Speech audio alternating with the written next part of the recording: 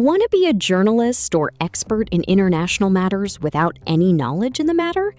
Then Norway is not only the place to make your dream come true, it can provide you the opportunity to stage a farce and go viral, the easy way to success these days. Just look at the most viral journalist in Norway these days, Helle Lyng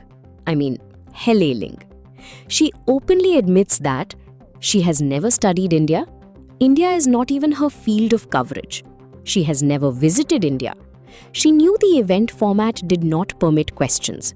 She did not raise objections with the organizers beforehand. And her understanding of India is limited to yoga and Indian food that largely comes from newspapers. Yet, she has already arrived at the sweeping conclusion that India has a press freedom problem. Her source material is in NGOs with questionable credibility. What makes this even more absurd is that Lyng is comfortably giving long interviews to Indian TV news channels, broadcast nationally, and responding freely without any censorship. The irony writes itself.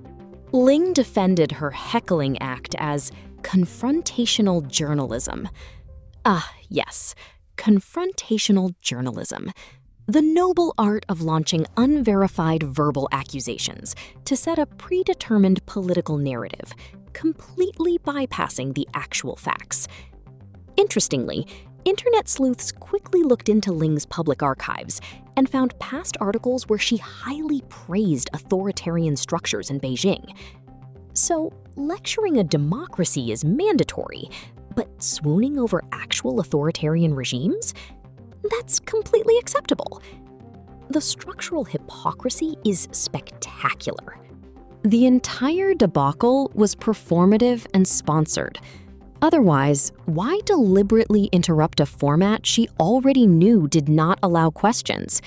Knowingly violating the agreed protocol and heckling at delegates is not journalism. It is staged farce. What is amusing is when the roles reversed and Lyng herself was asked basic follow-up questions about Norway's media hypocrisy, racist caricatures, selective outrage, flawed press freedom rankings, or even her own understanding of India. She suddenly had no answers. Standard Norwegian bilateral protocol, isn't it? It wasn't something that was invented that very day for Prime Minister Modi. If you had a problem with the format per se, as what you seem to suggest, why did you not raise it with the Norwegian Foreign Ministry earlier? Why was That's a great question. Honestly, I do see your point. I could have done that as well. I did not. Apparently, Lyng, the face of progressive media in Norway, can ask loaded questions sponsored by corrupt organizations with confidence, but cannot answer simple ones with clarity. That usually happens to people living on borrowed knowledge, spoon-feeded by radical ideologies, instead of having basic ground-level understanding. Knowledge of Lyng, the most recognizable face of the Norwegian media about India, is limited to food and yoga. Yet she feels entitled to heckle the Prime Minister of India about democracy, media, and human rights. But Lyng is right about one thing. Norway indeed has the freest press in the world, where the media is free to publish racist cartoons without feeling any shame, where any random woke woman feels entitled to heckles at a delegation without even an iota of knowledge of the matter, where people who never studied India, never been to India, are free to hurl baseless accusations. Leave aside expertise in subject, you are good to go if you have an ideologically corrupt NGO to spoon-feed you biased and twisted facts. Apparently, one can act entitled to rights of a journalist without being accountable to responsibilities of the profession, or to do basic research and understand the topic.